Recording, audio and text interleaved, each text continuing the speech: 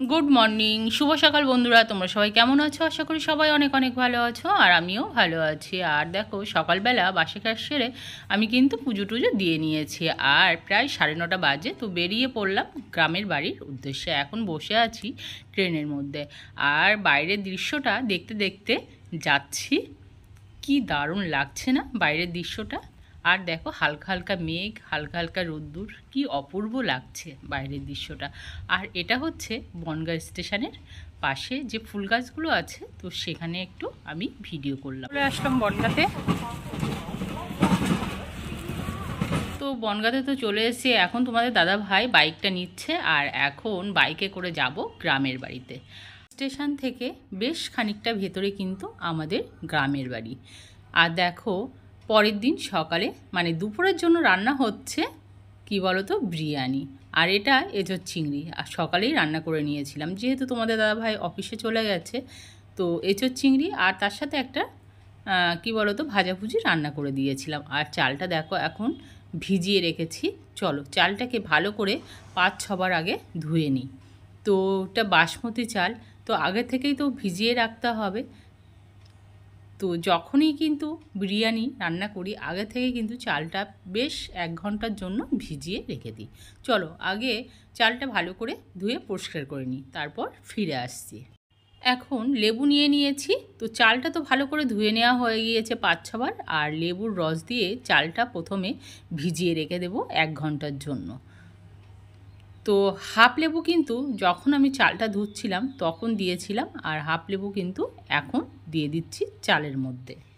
তো বন্ধুরা, ভাত রান্না করব, তো তার জন্য কিন্তু জলটা বসিয়ে দিয়েছি, আর জলের মধ্যে দিয়ে দিয়েছি দারুচিনি, লবঙ্গ, এলাচ, আর দিয়েছি জায়ফল, জয়িত্রী, সব কিছু দিয়ে, আর 2-4 ফোঁটা তেল দিয়ে দেবো। দিয়ে কিন্তু কি বলো তো, ভালো করে জলটা ফুটিয়ে নেব প্রথমে। ফুটিয়ে নিয়ে কিন্তু বিরিয়ানির চালটা দিয়ে দেবো। আর ছেলে দেখো গিয়েছিল মাংস আনতে, আর মাংস এনেছে, আর কত বড় বড় যে পিস করে নিয়ে এসছে কি বলবো। আর আমি বলেছিলাম একটু বড় বড় করে নিয়ে আসিস, তো প্রচণ্ড বড় বড় করে নিয়ে এসছে। তো যাই হোক, আর কাটবো না, এইভাবেই কিন্তু রান্না করব। তো এখন চলো ফটাফট ধুয়ে নিই। তো ধুয়ে পরিষ্কার করে নিচ্ছি। তো কি বলো তো, ভালো করে পরিষ্কার করে নেবো, তারপর কিন্তু যা যা মশলাপাতি মাখানোর দরকার এর মধ্যে মাখিয়ে রেখে দেবো।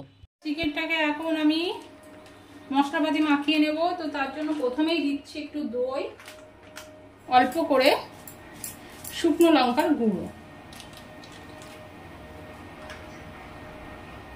দিচ্ছি, হলুদ গুঁড়ো দিচ্ছি, পরিমাণ মতো নুন,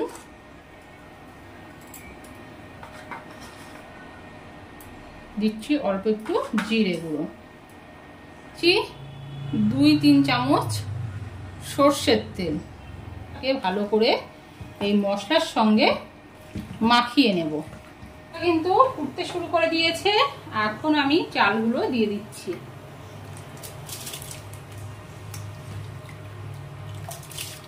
তো ওইদিকে তো ভাতটা বসিয়ে দিয়েছি, আর এদিকে তেলও গরম হয়ে গিয়েছে, আর আলুগুলো এখন ভেজে নিচ্ছি।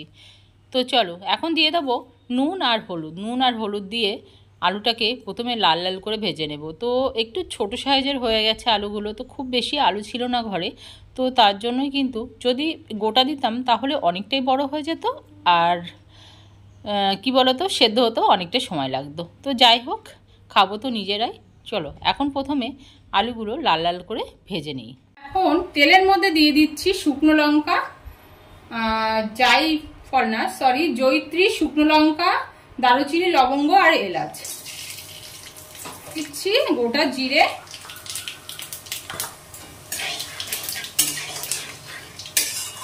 তেলটা কিন্তু খুব ভালোভাবে গরম হয়ে গিয়েছে। আর এখন দেব পেঁয়াজ কুচি, দিচ্ছি অল্প একটু নুন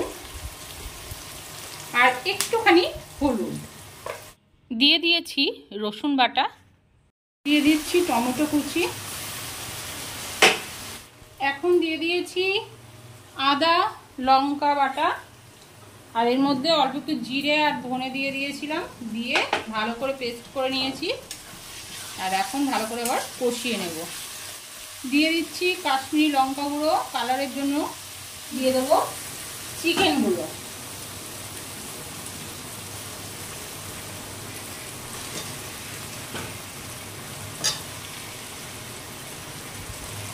এই যে বন্ধুরা, ভাতটা কিন্তু রান্না করে ঠান্ডা করতে দিয়েছিলাম টেবিলের উপরে, কিন্তু প্রায় রান্না হয়ে গিয়েছে আমার।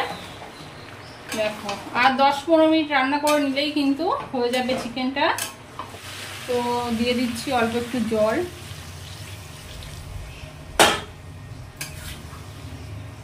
কালারটা কত সুন্দর হয়েছে দেখো। তো বন্ধুরা, গামলার মধ্যে কিন্তু দেখো তেজপাতা একদম পাতিয়ে দিয়েছি। আর এখন আমি দিয়ে দেব প্রথমে ভাত, এইভাবে দিয়ে দেব প্রথমে ভাত, দিচ্ছি ঘি, দিয়ে দিচ্ছি অল্প একটু বিরিয়ানির মশলা। তো বন্ধুরা, চিকেনটা তো রান্না হয়ে গিয়েছে আর আমি ভাতটাও দিয়ে দিয়েছি গামলার মধ্যে। আর এখন আমি চিকেনগুলো দিয়ে দেব। দেখো কত বড় বড় পিস এক একটা। মধ্যখানটায় দেব একটু ঝোল, দিয়ে দিচ্ছি আবারও একটুখানি ঘি। বিরিয়ানিটা কিন্তু এখন আমি দমে দিয়ে দিয়েছি দেখো। আর এই চারি সাইড দিয়ে কিন্তু আটা দিয়ে দিয়েছি আমি, আর একটা চাটুই বসিয়ে দিয়েছি প্রথমে, তার উপরে দিয়েছি গামলাটা বসিয়ে। আমার প্রায় রেডি হয়ে গেছে। আর এখন দেখো গ্যাসটাও কিন্তু আমি মুছে নিচ্ছি। ওইদিকে তাহলে বিরিয়ানিটা হোক আর আমি এইদিকে এগুলো তাহলে মুছে টুছে পুরো পরিষ্কার করে নিই। আর রান্নাঘর থেকে এই সবে আসলাম, রান্নাঘর পরিষ্কার পরিচ্ছন্ন করে। আর বিরিয়ানিটা কিন্তু এখনো হচ্ছে, ওটা হতে এখনো অনেকটাই দেরি। আটাগুলো আমি সরিয়ে ফেলছি, ঠান্ডা হয়ে গেছে এটা কিন্তু। তো বন্ধুরা, আটাটা তো আমি সরিয়ে নিয়েছি। এখন দেখি কেমন হয়েছে বিরিয়ানিটা। দেখো কেমন ধোয়া উঠছে, দেখেছ?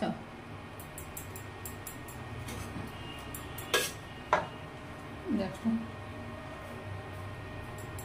বাড়িতে তৈরি বিরিয়ানি।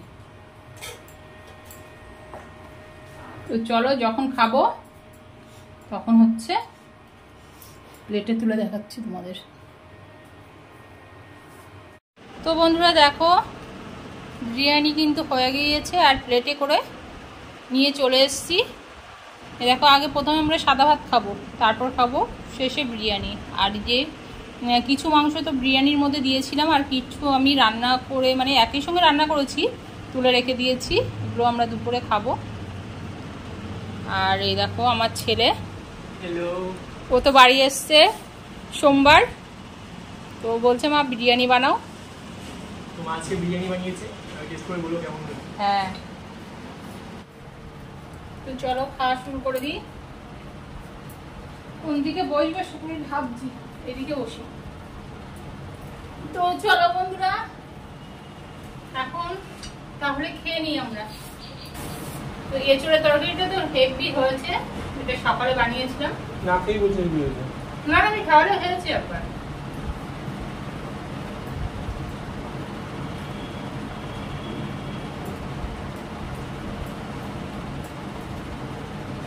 আমাদের বিরিয়ানি হোক আর যাই হোক না কেন, সাদা ভাত না হলে হয়।